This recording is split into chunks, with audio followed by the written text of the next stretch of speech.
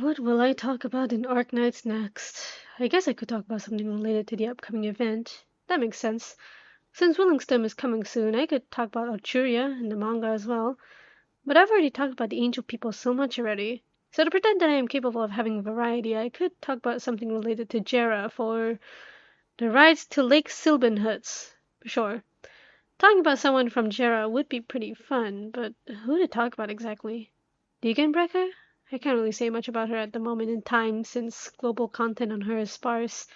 Gnosis? No, not feeling the emo bird today. Silvash? I do not have the time. Ah yes, the side character that barely gets any showtime? Perfect.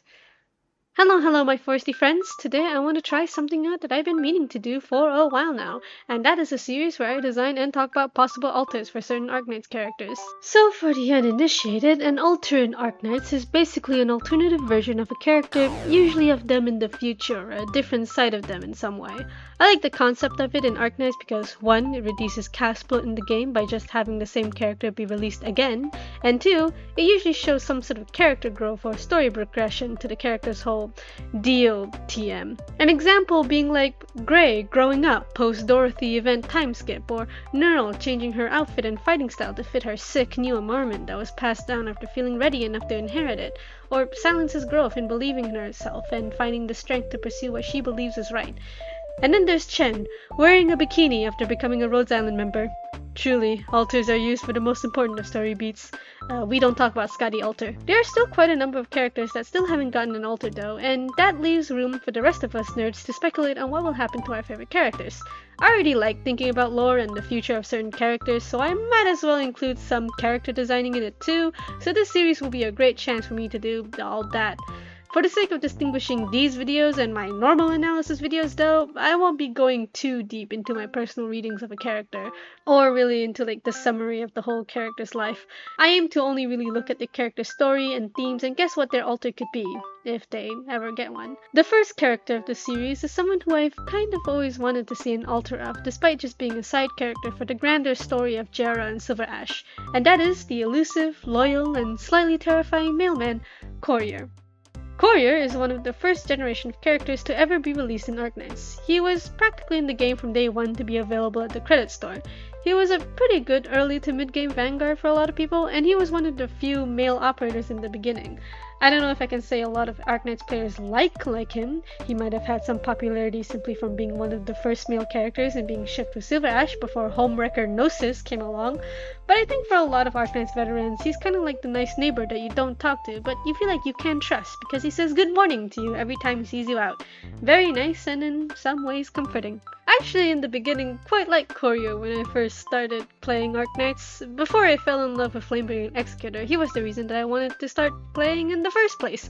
I just really like calm, smiley characters with a bit of a dark side, but I won't get ahead of myself here. I just really liked him and I liked his backstory. I remember actually being very stubborn and wanting to keep him in my roster even when I reached the late game because he was just that comforting to me, especially since I play Male Knights. I think he's a pretty good tanky vanguard. That's his overall perception in the fandom, in my opinion of him. When alters were first introduced to be a thing, I had a specific image of what Courier's alter would be. His whole deal is that he's a loyal servant to Silver Ash. I think he's some pathetic catman or whatever that helps in sending mail. He has a bit of a more violent side though that comes from his loyalty to said pathetic catman.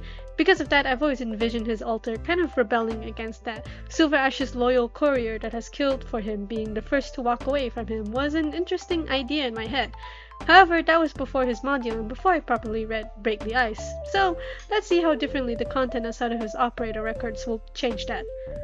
So, who is he actually in the story? What's his deal?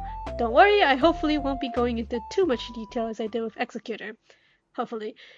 We should probably go through a brief rundown of Jera as a whole, which thankfully is not that complicated if we ignore Silver Ash and Jera Gonder and everything that makes Jera the way it is. Listen, this isn't a Silver Ash video, let me save a few of my brain cells till then. Do me a favor and settle for asterisk for a bit. But basically, Jera is an isolated country from the rest of Terra, and because of that, it's very traditional and not as developed as other countries are. Every other country is very nomadic. Most of them are literally built on giant platforms on wheels that break off and can move. This is because Terra has catastrophes, basically super devastating natural disasters that cause a lot of death and destruction and rock cancer risks. oripathy, and being able to move your cities to avoid those catastrophes are pretty useful. Jera doesn't do that though, because Jera's landscape makes it so that catastrophes don't hit it. I don't know, it's probably a huge pseudoscientific reason for it, but the people in Jera believe it's because Jeragander, their god, is protecting it. And yes, there are gods in this game, just roll with it for now. Now, Jera is currently undergoing change because of a very spiteful, pathetic, paranoid wet cat man, TM, right now, and it's been developing even after some opposition to it. Break the Ice, the story event, talking about that whole ordeal, goes into it in more detail, so if you want to know about it, go and read it! I'm not going to summarize it because I'm really only going to mention it a bit while I talk about Courier. Right, Courier. Real name Weiss, but I'll keep calling him Courier for the sake of simplicity.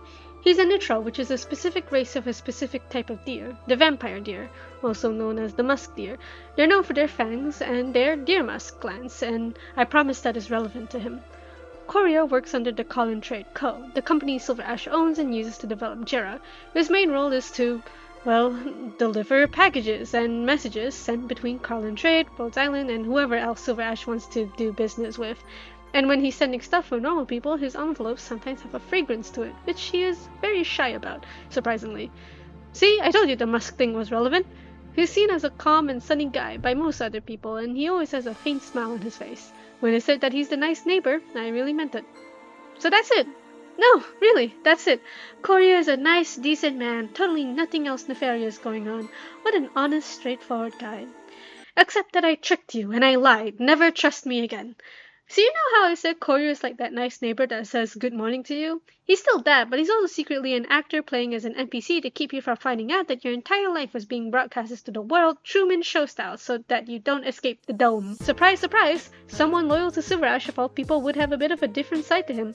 Sorry, did I say he was loyal to Silver Ash? I meant that he's loyal to Silver Ash. I'm talking about committing violent acts of murder that he really doesn't need to do levels of loyalty. Most, if not all, of his scars are a result of him protecting Silver Ash from people that want to hurt him, probably for valid reasons. In Break the Ice, Courier calls him Master, which Matterhorn also does, I think, but when Courier says it, you can really tell that he truly sees Silver Ash as a leader. He's actually the one that's seen reminding Matterhorn, the guy that's been with Silver Ash since they were children, to respect Silver Ash's decision. Like in that one scene where Silver Ash walked up a mountain without food and water to prove that he was faithful. And in the end, when it turns out it was all part of a plan that Silver Ash didn't tell anyone, he just fucking went, oh, okay, I can work with this. At some point in Break the Ice, Courier had to speak on behalf of Silver Ash to calm and pacify some factory workers that were worried about losing their jobs and medical benefits. The doctor helped him, and it seemed like he was tasked to do so because at the end the doctor was like, okay, Courier, what are you actually doing here? And Courier just went, Colin 3C? I don't know what you mean, Doc. He wasn't exactly like that, but it was that vibe. Whether he was tasked to do it or he just felt like doing it though, it reads to me that he, and maybe even Silver Ash or the rest of the Carlin team, just is at least aware of his hidden depths. His special talent for misdirection, one would say. Like, that's his whole deal. His operator records go into detail about how he only shows his face that isn't smiling to his dearest friends. And it seems like this confirms to me that at least one use for it is for Carlin PR. And that already kind of messed up my initial reading of Courier when I first liked him as a character. I mean, I knew he was really dedicated to Silver Ash. A part of his operator record was describing a time when the Catman saved him when he was lost and almost dying, and Courier has been by his master's side since. But I wasn't expecting the other side of himself to be so intense, but also really nonchalant. Usually when the whole trope of a character being really cheery and then secretly having an insane side is done, the switch is kinda more obvious. Like you can obviously see the mask slip when the character goes insano style. The first example that comes to my mind is that one pink-haired yandere chick, but with Courier, the side where he kills for Silver Ash is just as hidden as his side of liking rock music. He's so normal most of the time. He's giving his best smile at people and gets embarrassed, but when you notice his intense devotion to Silver Ash, you end up seeing it subtly, even in the way he just talks. Hell, his whole thing of only smiling to people he's not the closest with, does he also only do that because it provides some tactical advantage to Silver Ash? Realizing this just really made me think about how my initial view of what his alter would be is so OOC, it's barely even funny. I like the idea that his alter would be a result of him growing and turning his back against Silver Ash as a result of him realizing that his boss Socks. But after reading into his character a bit more and reading Break the Ice, literally anyone else is gonna do that before him. Courier would actually die before he would ever think about leaving Silver Ash because he for real just doesn't disagree with Silver Ash ever? Like, Deegan Breaker is just on a job, Matterhorn is at least a little bit concerned, and I feel like he would object if it really got to a point where Silver Ash hurts himself from his stupid decisions. Enya, who I really want to make a video about now after Break the Ice, wants good things for Jera's sake, and Encia just wants to be happy. These people have some motivation to oppose Silver Ash a little bit if he ever went too far, but if Silver Ash told Courier to jump off a cliff, he'd only hesitate to ask how high. And no, I'm not considering Gnosis into the discussion because he's on Silver Ash's level of scheming and they both deserve to be horrible people together. So I feel like Courier's alter would have to hone in on his more violent side. Someone who is very stubborn and clearly loyal to Silver Ash to the point where he would hurt a lot of people for him. Maybe even someone who would sacrifice himself for his master. I thought of a possible alter where Courier gets promoted by Silver Ash to lead his army for the inevitable civil war between him and the other tribes. I wanted to give him a more military and serious look than how he usually is. When I started on his alter design, I knew I wanted to give him more of those Carlin trade color schemes. White, black, and grey. How colorful! I feel like it would fit for him to assimilate more of Carlin Trade's branding into his own identity as he becomes more dedicated to Silver Ash. I also gave him a mask that covers half of his face to take a bit more of his individuality away and to make him look kinda unfamiliar to the rest of us. Really create that whole, oh shit, this is someone else kind of feeling. I think it helps to make him a lot more unfriendly too in a way. I gave him 2 daggers that are kinda inspired by his deer counterpart's tusk because I honestly think they're pretty cool. I don't know if the pose I used for his E1 was the best for showing off his design. It was very good for showing off his ass though, which is a plus. Here's a simple front-facing half-body just for the sake of it, yuck yuck. I wanted his silhouette to look really streamlined to emphasize his deadliness, but I felt like he was a bit too clean to be a rugged admiral, so I also added some snow in his pants just to make him look a bit more roughed up. It's one of my favorite details in the design personally. My other favorite detail of his design are his straps, but that's just me being horny. So that's his design, right? I think I'm pretty happy with it. It's pretty in character. It feels like something that's more plausible in canon. But when has this channel ever been about what was plausible in canon? What I'm trying to say is that while I like this version of a possible alter for Courier, the whole point of this series was to talk about possible alters, plural. I don't just want to talk about what has the likeliest chance of being canon, I also just want to write fan fiction alongside it. See, there's one aspect of Courier's model story that I haven't mentioned yet. This aspect has made me just irrationally want my initial idea of what his alter to be even more so, and it's the fact that his loyalty to Silver Ash is so intense, yet he expects literally nothing in return. And sure, a lot of Silver Ash's other servants would probably feel the same, Matterhorn would probably be similar in that regard as well, but there was just something about his module story that really portrays how especially sad this one-sided loyalty is to an outside perspective. His module story is him coming back to the Silver Ash Manor, presumably in bruises and bandages after going through what the module describes as hell. He fought a bunch of assassins that were planning on taking Silver Ash's life. He didn't need to do this. Silver Ash had Deeganbreaker, the Black Knight, as his bodyguard. If those assassins ever even got close to him, she would have taken care of them, but Courier still wanted to defend Silver Ash in any way he could. The module gets into some pretty gory details of what happened to those assassins and to him. He shakes off the snow as he approaches Silver Ash with documents and letters. Silver Ash doesn't even say anything to him, doesn't even ask him anything. Courier leaves. The only thing he says as the door closes is something about living up to duty. I'm not gonna lie, thinking about this story kinda choked me up a bit. Courier is just so loyal, this type of thing is so normal to him. He doesn't flinch, he doesn't think twice about it, and Silver Ash is seeing this, he doesn't even say anything because, well, it's not like he forced Courier to do all that, did he? Courier says it himself, he's just living up to his duty. Plus, it's better this way. For Silver Ash, of course, to have such a loyal servant as Courier is. It just shows so much how Silver Ash is complex and not trusting people, not even the people who would die for him literally, to be so silly. He's a silly man. I don't hate Silver Ash, by the way. I actually do quite like his role character. I just like making fun of him also. And I just feel so bad for Courier. Everyone in Silver Ash's life deserves better, but Courier shows how even if you were loyal to Silver Ash to a fault, that's not gonna spare you from his coldness. I feel so sad when I think about Courier's relationship with Silver Ash. I just want to give him a union flyer or something.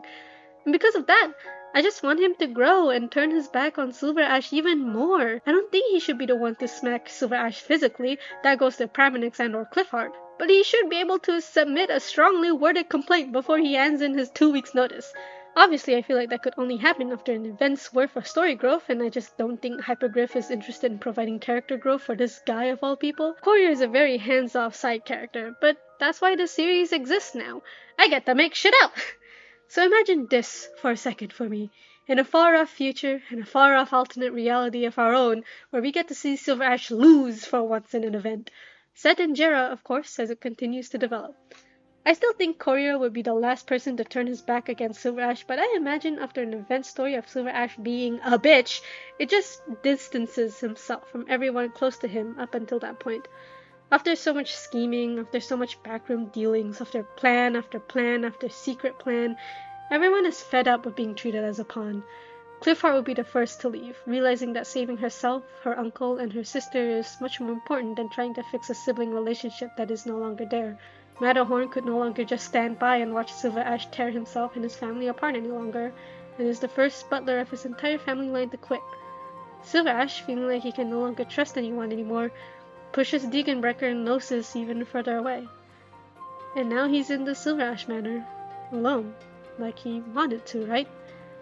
Except Courier is still there, watching him after he has pushed so many others away.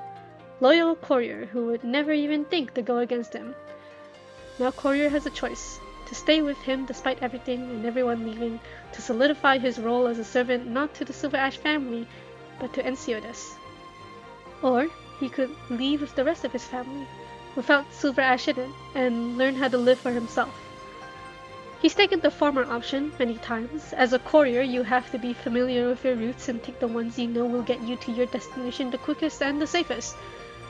But perhaps now he should try taking a more uncharted path. I use a lot more red in Courier's second altar design, as I feel like the color is way too iconic to Courier as a whole. I imagine his scarf was altered by either Cliffheart, Praminix, or Matterhorn, and I liked how I could use it to really create some flowing movement. I gave him a one-sleeve jacket with his other sleeve covered with a tight bodysuit, just because it looks nice. I gave him more bags to emphasize his literal courier role as well. His weapon is some throwing daggers that he seems to know how to keep a lot of somehow. I also gave him some fun patterning on his clothes inspired by the patterns on Cliffheart and Praminix's design. I really wanted to keep it practical, but I couldn't help it. I put some holes just for the sake of seeing his thighs. Sue me. So, there's 2 designs, baby! I actually think I like both, but I want to know what y'all think. And you know what? Let's do something even more fun. You get to vote! Yippee for democracy! I'll make a YouTube community post with a poll on whether you like Alter 1 or Alter 2 for Courier. The poll will be closed whenever I feel like it. I really like the idea of a loyal servant going against his master, but to be completely honest, dude that's insane enough to kill for master no matter what is just as juicy. Whichever design wins, I'll be streaming myself drawing the E2 art for it. See? Now you don't need to comment about the lack of E2 art. This was on purpose. This is just gonna be a one-time thing. Future videos of this ilk will just be a normal designing video with an E1 and E2 art for the operator. I just felt like doing something a bit special for this one. It's totally not because I got too exhausted and didn't want to draw an E2 art for both designs or anything. But that's it for the video of this type of series. Anyways, I hope I can make more of this kind of thing. Character designing is fun and I like pondering about a character's future, so if you like it too, let me know. Like, subscribe, do all the things YouTubers ask you to do, yada yada yada. If you like the art I made, I have commissions open and a Ko-Fi where I post exclusive art on there, and you can get a cute little chibi if you want it when you get memberships. And plus, your name gets to be read out at the end like this. Thank you to Kaiser and Lijo for the memberships. I appreciate it. Stay safe, my foresty friends.